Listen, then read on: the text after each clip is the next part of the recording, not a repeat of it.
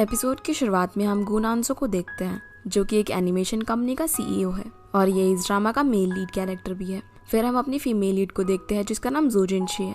वो एक बहुत ही हार्ड वर्किंग लड़की है और पैसे कमाने के लिए कई सारे छोटे मोटे काम करती है। इसके अलावा वो एक कंपनी में कार्टूनिस्ट का भी काम करती है। अगले सीन में हम गो नानजो को डिफर स्टार नाम की एक कंपनी में देखते हैं जहाँ पर जिनशी काम करती है।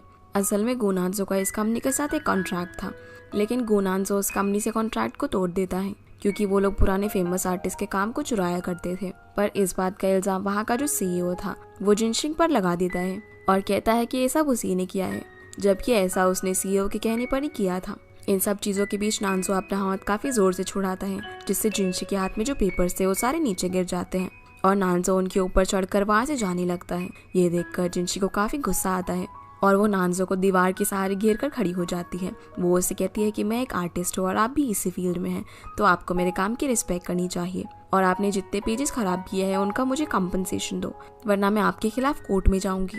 जो सुनकर नानजो चुपचाप उसे पे करके वहाँ से निकल जाता है। जिनशी की ऐसी हरकत की वजह से उसे जॉब से निकाल दिया जाता है, तो वो अपने जूनियर कम असिस्टेंट जांगिन के पास जाती है और उसे पूरा इंसिडेंट बताती है, जहाँ पर हम देखते ही समझ जाते हैं कि ये उसे काफी पसंद करता है, लेकिन उसने अभी तक अपनी फीलिंग्स को छुपा कर रखा है। जिसके बाद हम जिनशी की फ्रेंड सू को देखते हैं, जो कि उसके लिए कुछ चॉकलेट्स और कैश लेकर आती है और बताती है कि ये उसे लकी ड्रॉ में मिले हैं। जो सुनकर वो काफी खुश हो जाती है, लेकिन असल में ये सब उसके भाई ने सू के थ्रू भिजवाया था, क्योंकि उसने जिनशी से झूठ बोला था कि वो बाहर जाकर पढ़ाई कर रहा है, लेकिन असल में वो शहर में ही रहकर जॉब कर रहा था ताकि वो कर्जे को उतार सके। इसके बाद नानजो का फैमिली लॉयर उसकी कंपनी में आता है, जो उसे बताता है कि आपके फादर की विल के अकॉर्डिंग आपको इस कंपनी में सीईओ बने रहने के लिए 10% शेयर्स की जरूरत होगी, जो कि आपके फादर ने अपने फ्रेंड मिस्टर जो को दिए थे, क्योंकि उन्होंने बुरे वक्त में उसके फादर की काफी हेल्प की थी।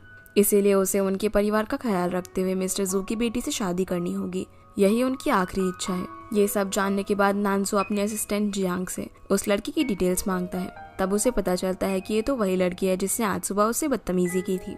अब जब ये दोनों कार में होते हैं तो जियांग नानजो से पूछता है कि क्या आपका उसे शादी करना जरूरी है, तो नानजो कहता है कि ये मेरी फादर की आखिरी इच्छा थी, इसीलिए मैं इसे पूरी करना चाहता हूँ, पर क्योंकि मेरे पास उसे डेट करने का टाइम नहीं है, इसलिए मैं उसे डायरेक्ट शादी के लिए प्रपोज करूंगा। जो सुनकर जियांग कहता है कि ये सब आप मुझ पर छोड़ दीजिए, क्योंकि उसकी फैमिली पर काफी ज्यादा कर्जा है और आए दिन कई सारे लोग कर्जा मांगने के लिए उनके पास आते रहते हैं, तो किसी तरह आप उसे गुंडों से बचा लेना, जिससे वो आपके प्यार में गिर जाएगी।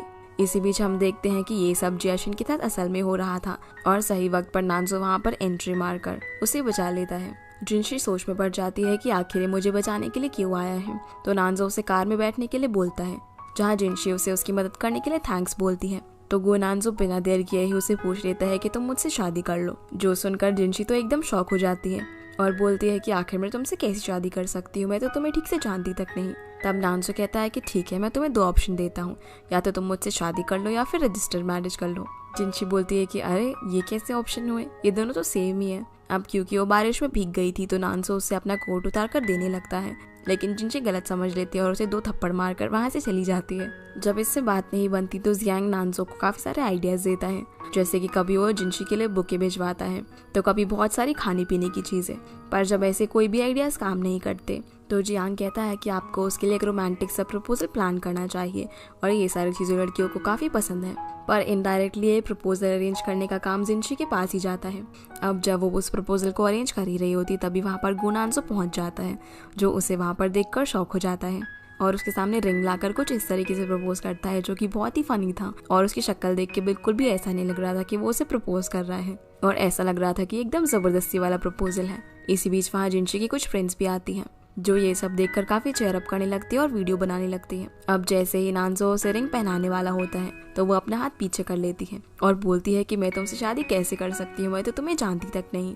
जो सुनकर नानजो कहता है कि ठीक है कोई बात नहीं, मैं तुम्हें 5 सेकंड का समय देता हूँ, तब तक तुम सोच लो और फिर मुझे बता देना। अब जैसे ही 5 सेकंड पूरे होते हैं वो उसे बताने के लिए बोलता है, पर जिनशी फिर भी मना कर देती है और वो उसके बार बार पूछने पर भी मना करके वहाँ से चली जाती है। पर फिर वो उसके पास दोबारा आती है अपने पैसे मांगने के लिए, जो कि उसने ऑलरेडी पे कर दिए थे, और जैसे ही वो अचानक से गिरने वाली थी तो नानजो उसे बचा लेता है। पर जिनशी उसे अपने इतने क्लोज देखकर उसके पैर पर लात मारकर वहां से चली जाती है, जहाँ नानजो की शक्ल एकदम देखने लायक थी। अब क्योंकि जियांग के सारे आइडिया फेल हो गए थे, इसीलिए अगले दिन नानजो ऑफिस जाकर उस पर भड़क जाता है। तो जियांग कहता है कि मेरे पास एक आइडिया और है, आप उसे हैंडबैग दो, क्योंकि लड़कियों को हैंडबैग्स काफ़ी पसंद होते हैं। इसलिए नानजो काफ़ी सारे हैंडबैग जिनशी के कॉलेज भेज देता है, जो देखकर वो भड़क जाती है और सीधा नानजो के ऑफिस पहुंच जाती है। वहां जाकर वो रिसेप्शनिस्ट से नानजो के बारे में पूछती है, तो रिसेप्शनिस्ट बोलती है कि आप उनसे अपॉइंटमेंट के बिना नहीं मिल सकती। पर जिनशी रिसेप्शनिस्ट को चकमा देकर नानजो के पास पहुंच जाती है, जहाँ वो उससे उसकी सारी गिफ्ट्स वापस लेने को कहती है। तो नानजो बोलता है कि अभी मैं बहुत ही इंपॉर्टेंट काम कर रहा हूँ, तो तुम बाद में आना। जिनशी बोलती है कि जब तक तुम गिफ्ट्स वापस नहीं लोगे मैं यहाँ से कहीं नहीं जाने वाली। नानजो कहता है कि अगर मैं गिफ्ट्स को वापस ले लूंगा तो क्या तुम मुझसे शादी करोगी? जिनशी कहती है कि मैं भला तुमसे शादी क्यों करूंगी? तो नानजो कहता है कि क्योंकि मैं हैंडसम हूँ, स्मार्ट हूँ और इंटेलिजेंट हूँ, इसीलिए तुम मुझसे शादी कर लो। ये सब बोलते बोलते वो जिनशी की तरफ जा रहा था, जिस वजह से पीछे होते होते वो सोफा पर गिर जाती है और गिरते गिरते वो नानजो की टाई पकड़ लेती है, जिससे वो भी उस पर गिर जाता है और उनकी एक्सीडेंटली एक किस हो जाती है। अब उनको इस कंडीशन में ऑफिस के सारे एम्प्लॉयज देख लेते हैं और जैसे ही नानजो उन सभी को एक साथ देखता है तो वो अचानक से बेहोश होने लगता है, क्योंकि पास्ट में उसके साथ ऐसा कुछ हुआ था जिसकी वजह से उसे क्राउड से डर लगता था। इसके बारे में हमें आगे पता चलेगा। इसी बीच वहाँ पर नानजो का असिस्टेंट जियांग आ जाता है, जो कि उसे सीधा हॉस्पिटल लेकर जाता है, जहाँ जिनशी नानजो से कहती है कि शायद तुम मेरी वजह से बेहोश हो गए। तो नानजो कहता है कि ठीक है, तो फिर तुम मुझसे शादी कर लो। जिनशी कहती है कि मैं तुमसे शादी क्यों कर लूँ? तो नानजो कहता है कि अभी तो तुमने कहा कि मैं तुम्हारी वजह से हॉस्पिटल में हूँ, इसीलिए तुम मुझसे शादी कर लो। जिनकी ये बातें नानजो की मदर सुन लेती हैं और वो उससे कई सारे सवाल पूछने लगती है कि क्या ये तुम्हारी गर्लफ्रेंड है, ये कौन है, कहाँ रहती है, इसका नाम क्या है और भी बहुत कुछ। तो नानजो झूठ बोल देता है कि हाँ ये मेरी गर्लफ्रेंड है, और वो जिनशी को इशारा करता है कि अगर वो उसकी मॉम को संभाल लेगी तो वो उसे इस काम के लिए 3 गुना पैसे देगा। इसलिए जिनशी उन दोनों की लव स्टोरी की एक झूठी मूठी कहानी बनाती है और उसकी मॉम को बता देती है, जो सुनकर उसकी मॉम तो काफी खुश हो जाती है कि चलो पहली बार मेरे बेटे ने गर्लफ्रेंड तो बनाई। अब जैसे तैसे करके नानजो अपनी मदर को वहाँ से भेज देता है। फिर वो जिनशी को उसके कॉलेज छोड़ने के लिए जाता है। दूसरी तरफ हम जियांग को देखते हैं, जो कि नानजो के प्रपोजल वाले वीडियो को इंटरनेट से हटवा रहा था, जो चीज नानजो की सीनियर एम्प्लॉय जिन भी देख लेती है और थोड़ी सैड हो जाती है, जिससे हम समझ पाते हैं कि शायद वो नानजो को पसंद करती है।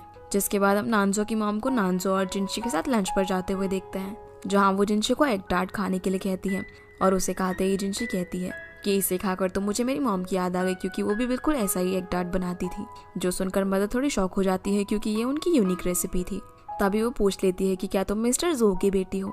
जो सुनकर जिनशी शॉक हो जाती है और पूछती है कि आप मेरे फादर को कैसे जानती हो? तो मदर बताती है कि वो मेरे हस्बैंड के काफ़ी अच्छे दोस्त थे, और क्या तुम भूल गई कि तुम बचपन में हमारे घर खेलने आया करती थी और मैंने तुम्हारी मदर के साथ ये रेसिपी भी शेयर की थी। जो सुनकर जिनशी को भी याद आ जाता है। फिर मदर इन दोनों को वेडिंग ड्रेस में कुछ रोमांटिक फोटोज खिंचवाने के लिए लेकर जाती है। अब यहाँ ये दोनों मदर के कहने पर बहुत सारी फोटोज खिंचवाते हैं, जो देखकर वो काफ़ी खुश हो जाती हैं। जिसके बाद सभी अपने अपने घर चले जाते हैं। अगले सीन में हम देखते हैं कि मदर नानजो से जिनशी का नंबर मांगती है, तो वो बहाना करके बोल देता है कि अभी वो बिजी होगी, इसीलिए आप उसे फ़ोन मत करो। जो सुनकर मदर जियांग को कॉल लगाती है और उसे जिनशी का नंबर मांगती है। जियांग मदर को बताता है कि नानजो अपने फादर की आखिरी इच्छा पूरी करने के लिए जिनशी से शादी करना चाहता है। जो बात सुनकर मदर नानजो से मिलने के लिए जाती है और उसे इस बारे में कन्फ्रंट करती है। नानजो कहता है कि क्योंकि ये फादर की आखिरी इच्छा थी, इसीलिए मैं उसे पूरी करना चाहता हूँ। पर उसकी मदर उसे ऐसा करने से मना करती है और बोलती है कि अब उसके फादर इस दुनिया में नहीं है, तो उसे ऐसा करने की कोई ज़रूरत नहीं है। जिसे वो पसंद करता है उसे सिर्फ उसी से शादी करनी चाहिए, ना कि किसी के प्रेशर में आकर। तो नानजो इस बारे में सोचने लगता है। जिसके बाद हम जिनशी को देखते हैं, जिसे पता चल जाता है कि उसका भाई शहर में ही है, इसलिए वो उसे मिलने के लिए जाती है। पर जब वो उसके पास जाती है तो देखती है कि गुंडे उसे कर्जे के पैसे के लिए परेशान कर रहे हैं। जिनशी उन्हें बोलती है कि तुम हमें परेशान मत करो और हम दोनों मिलकर तुम्हारा कर्जा चुका देंगे। पर उसका भाई उसे इन सब चीज़ों से दूर रहने के लिए बोलता है और उसे टैक्सी में बिठाकर वापस भेज देता है। अब अपने भाई को इस तरह स्ट्रगल करता देखकर जिनशी काफ़ी परेशान हो जाती है और वो नानजो को फ़ोन करके कहती है कि मैं तुमसे शादी करने के लिए तैयार हूँ, लेकिन इसके बदले में तुम्हें मेरी हेल्प करनी होगी। जो सुनकर नानजो कहता है कि अब शादी करने की कोई ज़रूरत नहीं है, पर जिनशी बोलती है कि उसे उसकी हेल्प चाहिए, तो वो उसे अपने घर पे बुलाता है। घर पहुंचकर जिनशी उसे पूछती है कि क्या तुम मुझे कुछ पैसे उधार दे सकते हो, तो मैं तुमसे शादी कर लूँगी। जिनशी बोलती है कि अगर तुम मेरी मदद करोगे तो तुम्हें ही आसानी होगी। जब भी तुम्हारी मॉम शादी करने के लिए बोलेंगी तो मैं तुम्हारे लिए उन्हें संभाल सकती हूँ, और मुझे पता है कि तुम शादी क्यों नहीं करना चाहते क्योंकि तुम बीमार हो। जो सुनकर नानजो उसे गुस्से में देखता है और कहता है कि मैं बिल्कुल हेल्दी हूँ, मैं हैंडसम भी हूँ और स्मार्ट भी हूँ। ये कहते कहते वो जिनशी की तरफ बढ़ने लगता है तो वो फिर से सोफे पर गिरने वाली होती है, लेकिन वो नानजो को पकड़ लेती है और उसका पैर गलती से नानजो के पैर पे लग जाता है, जिससे अब वो फिसलकर सोफे पर आ जाता है और जिनशी उसके ऊपर गिर जाती है। इसी वजह से उनकी एक्सीडेंटली फिर से किस हो जाती है। इसी बीच यहाँ पर असिस्टेंट जियांग भी आ जाता है, जो कि इन दोनों को इस हालत में देख लेता है और चुपचाप वापस चला जाता है। फिर नानजो जियांग को वापस बुलाकर उससे एक मैरिज एग्रीमेंट बनवाता है, जिसके अंदर पार्टी ए यानी कि नानजो और पार्टी बी जिनशी अपने अलग अलग क्लॉजेज रखते हैं। और इस एग्रीमेंट को बनाते बनाते पूरी रात हो जाती है, क्योंकि इसके अंदर 281 क्लॉजेज थे। सुबह तक ये एग्रीमेंट बनकर तैयार हो जाता है, जिस पर दोनों पार्टी साइन करती है और एक दूसरे से हैंडशेक करती हैं। अब क्योंकि सुबह हो चुकी थी तो जियांग इन दोनों के लिए ब्रेकफास्ट बनाता है, जहाँ ब्रेकफास्ट टेबल पर जिनशी को खाते हुए देखकर नानजो काफ़ी इरिटेट हो जाता है और बोलता है कि तुम्हारे अंदर बिल्कुल भी मैनर्स नहीं है, क्या तुम बिना आवाज़ की नहीं खा सकती। तो जिनशी कहती है कि मैं तो ऐसे ही खाती हूँ और पता नहीं तुम ये खाना कैसे खा लेते हो। ये बोलकर वो वहाँ से चली जाती है, जो सुनकर नानजो गुस्से से कहता है कि मेरा भी ब्रेकफास्ट हो गया है, चलो ऑफिस चलते हैं। फिर हम देखते हैं कि जिनशी ने कॉलेज जाने के लिए अपनी बस को मिस कर दिया था, तो जैसे ही वो नानजो की कार को वहाँ पर आते हुए देखती है, वो उसके सामने आ जाती है और उनसे रिक्वेस्ट करती है कि वो उसे कॉलेज छोड़ दे क्योंकि वो लेट हो रही है। पर नानजो जियांग को उसे इग्नोर करके आगे चलते रहने के लिए कहता है, जो सुनकर जिनशी उसे एग्रीमेंट का क्लॉज याद दिलाती है और बोलती है कि आगे से वो उसे कभी परेशान नहीं करेगी, इसीलिए वो प्लीज़ उसकी इस बार मदद कर दे। अब उसके काफ़ी कहने पर नानजो मान जाता है और उसे कार के अंदर बुला लेता है। जैसे ही वो उसे कॉलेज ड्रॉप करता है तो वहाँ पर उसकी फ्रेंड आ जाती है, जो जिनशी से पूछती है कि तुम रात भर कहाँ थी। तभी कार से नानजो निकलता है और उसे उसका बैग देता है, बोलता है कि तुम ये कार के अंदर ही भूल गई थी। फिर वो उसके दोस्तों के सामने शो ऑफ करने लगता है और खुद को इंट्रोड्यूस करते हुए बताता है कि मैं इसका फियांसे हूँ और उसका फ़ोन छीनकर अपना नंबर हबी के नाम से सेव कर देता है। नानजो जिनशी को कहता है कि अब हमें लोगों के सामने ऐसे ही एक्ट करना होगा, तो ध्यान रखना है इस बात का। ये बोलकर वो वहाँ से ऑफिस के लिए निकल जाता है। अब ये बात पूरे कॉलेज में फैल जाती है, तो यिन इस बात के लिए जिनशी को कन्फ्रंट करता है। जिनशी कहती है कि हाँ वो उससे प्यार करती है और वो उससे शादी करना चाहती है, जो सुनकर यिन काफ़ी अपसेट हो जाता है क्योंकि वो भी उसे लाइक करता था और उठकर वहाँ से चला जाता है। पर जिनशी सू को सारी बात बता देती है कि ये सब सिर्फ एक एग्रीमेंट के हिसाब से हो रहा है। अगले सीन में हम देखते हैं कि जिनशी कॉलेज के बाहर एक सेलर को बुक्स 90% ऑफ में बेचता हुआ देखती है, तो वो उस सेलर से बोलती है कि मैं आपकी इन बुक्स को ज़्यादा दाम में बेचने में मदद कर सकती हूँ, लेकिन उसके लिए मुझे 20% कमीशन चाहिए होगा। फिर वो उन बुक्स को यूनिवर्सिटी के दूसरी तरफ ले जाकर 50% में बेचने लगती है, पर तभी वहाँ पर पुलिस आकर उसे पकड़ लेती है और जेल में डाल देती है। दूसरी तरफ हम गुनानजो को देखते हैं, जो कि बहुत ही इंपॉर्टेंट मीटिंग में होता है।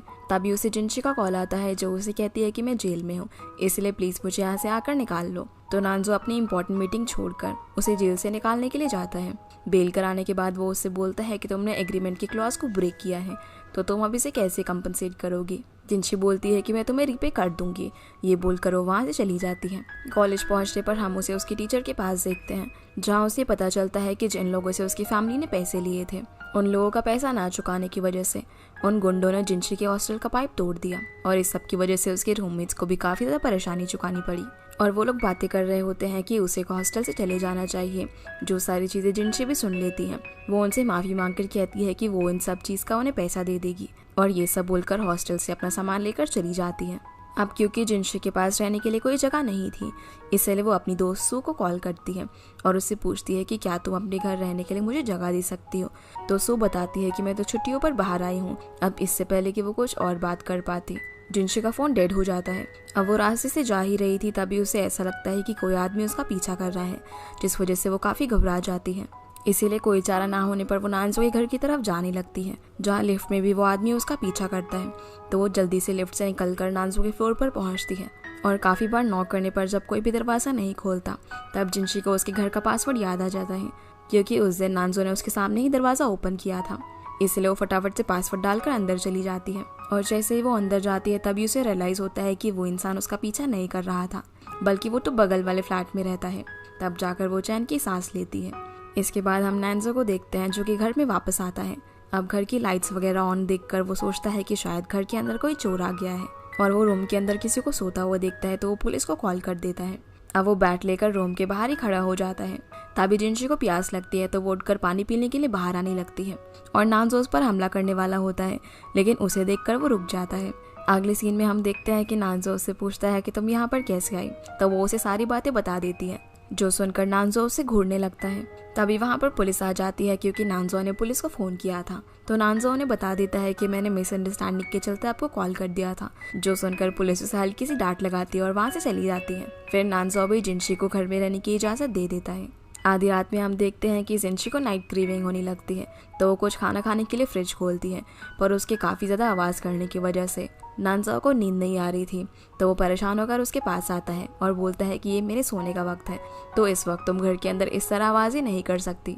ये बोलकर वो अपने रूम में वापस चला जाता है। अगली सुबह जिनशी वापस जाने के लिए रेडी हो जाती है, तो नानजो उसे अपने कल का फैलाया हुआ कचरा पहले साफ करने को बोलता है। सबसे पहले तो वो उसे टेबल पर गिरा हुआ पानी साफ करवाता है। फिर वो उसे बेडशीट ठीक करवाता है जो कि उसने ठीक से फोल्ड नहीं की थी, और उसे अपना टॉवल ठीक से रखने को कहता है जो कि उसने वॉशरूम के अंदर ऐसे ही पटक दिया था। जिसके बाद जिनशी अपनी फ्रेंड सो के घर रहने के लिए चली जाती है और उसे सारी चीज़ें बताती है।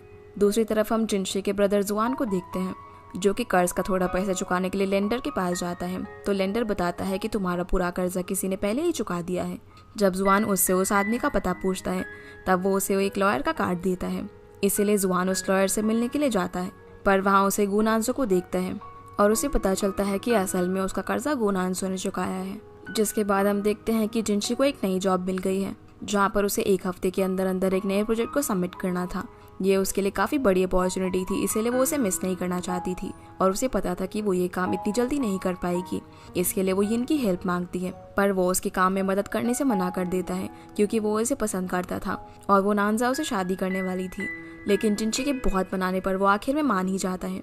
अब जब ये दोनों साथ में होते हैं तभी नानजाओ जिनशी को कॉल करता है और उसे बताता है कि आज शाम को तुम्हें मेरे साथ एक डिनर अटेंड करना है, तो कुछ फॉर्मल पहन कर आना। तो जिनशी जॉब इंटरव्यू जैसे कपड़े पहनकर चली जाती है, जो देखकर नानजाओ को काफ़ी गुस्सा आता है। तो जैंग उसे एडवाइस करता है कि आप इसे एक नया ड्रेस दिलवा दीजिए। अब जैसे ही वो ड्रेस दिलवाने के लिए जा ही रहा होता है तभी पीछे से वो पर्सन आ जाता है जिसने नानजाओ को डिनर पर इन्वाइट किया था, और वो पूछता है कि अगर मैं गलत नहीं हूँ तो क्या यही आपकी फियांसे है, जिस पर नानजाओ हाँ करता है। अब सभी लोग डिनर करने के लिए चले जाते हैं। डिनर के वक्त जो दूसरी पार्टी होती है वो नानजाओ को ड्रिंक करने के लिए कहती है। तो जियांग जिनशी को मैसेज करके कहता है कि नानजाओ ज़्यादा ड्रिंक नहीं करता, इसीलिए उसके बदले तुम ड्रिंक कर लो और ऐसा करने के लिए मैं तुम्हें पे भी करूँगा। जो सुनकर जिनशी मान जाती है और नानजाओ की काफ़ी तारीफ करते हुए उसकी जगह खुद ड्रिंक करने लगती है। पर यहाँ वो पैसों के चक्कर में कुछ ज़्यादा ही ड्रंक हो जाती है और वो बिल्कुल भी कहीं और जाने की हालत में नहीं थी, इसीलिए नानजाओ उसे अपने घर लेकर जाता है। घर पहुंचने पर हम देखते हैं कि जिनशी काफ़ी अजीब अजीब हरकतें करने लगती है। कभी वो गाना गाती है तो कभी डांस करती है। नानजाओ उसे काफ़ी हैंडल करने की कोशिश करता है लेकिन उसके लिए काफ़ी डिफिकल्ट था, पर किसी तरह से जिनशी सो जाती है। उसके सो जाने के बाद नानजाओ उसके बैग में से एक डायरी निकाल कर पढ़ता है, जिसे देखकर उसे पता चलता है कि जिनशी एक बहुत ही हार्ड वर्किंग लड़की है और वो बहुत ही कम पैसों में अपने दिन का गुजारा करती है। इतना ही नहीं, वो ज़रा भी पैसे वेस्ट नहीं करती और उसने उस डायरी के अंदर एक एक चीज़ लिखी हुई थी कि उसे कितने पैसे किस किस को लौटाने हैं। ये देखकर नानजाओ को उसके लिए काफ़ी पिटी फील होता है कि वो कितनी मिजरेबल लाइफ जी रही है। तभी हम देखते हैं कि जिनशी अचानक से उठकर बैठ जाती है और नानजाओ को देखने लगती है। वो उसे बोलती है कि मुझे नूडल्स खाना है, पर तभी उसे वॉमिटिंग आने लग जाती है, इसलिए नानजाओ उसे उठाकर वॉशरूम लेकर जाता है। वॉमिटिंग करने के बाद जिनशी शावर ऑन कर देती है और अपने साथ साथ नानजाओ को भी पूरा भिगा देती है। तब किसी तरह नानजाओ उसे कंट्रोल करके रूम के अंदर लेकर आता है, जहाँ वो उसे टॉवल से पहुँचता है, और जब वो उसे लिटाकर जाने वाला था तो जिनशी उसे हक कर लेती है और बोलती है कि प्लीज़ मुझे छोड़कर मत जाओ, मुझे डर लग रहा है। नानजाओ भी उसे काम डाउन करवाता है और हक करता है और बोलता है कि मैं यहीं पर हूँ। फिर वो भी उसके साथ ही लेट जाता है। अगले दिन हम देखते हैं कि जिनशी का भाई जुआन नानजाओ से मिलने के लिए आता है क्योंकि वो जानना चाहता था कि आखिर उसने उसका कर्जा क्यों उतारा। घर के बाहर पहुंचकर वो दरवाज़ा नॉक करता है लेकिन कोई भी दरवाज़ा नहीं खोलता और उसे दरवाज़ा खुला हुआ मिलता है, तो वो अंदर जाता है, जहां वो देखता है कि नानजाओ और उसकी बहन एक बेड पर सोए हुए थे। जो देखकर उसे काफ़ी गुस्सा आता है और वो नानजाओ को एक पंच मारता है, पर तभी जिनशी उठ जाती है और उसे रोक देती है। अगले सीन में हम इन तीनों को एक साथ बैठ कर बात करता हुए देखते हैं, जहाँ पर जिनशी बताती है कि मैं नानजाओ के साथ ड्रिंक कर रही थी और काफ़ी ज़्यादा ड्रिंक होने की वजह से मैं इसके घर पर ही आ गई। तो जुआन कहता है कि अगर ये तुम्हारे नशे का फ़ायदा उठा लेते तब क्या होता। जिनशी बोलती है कि ऐसा कुछ भी नहीं होता, आप गलत समझ रहे हो, और वो यहाँ पर उसे काफ़ी सारे सवाल करने लगता है। तो जिनशी बता देती है कि हम दोनों एंगेज्ड हैं।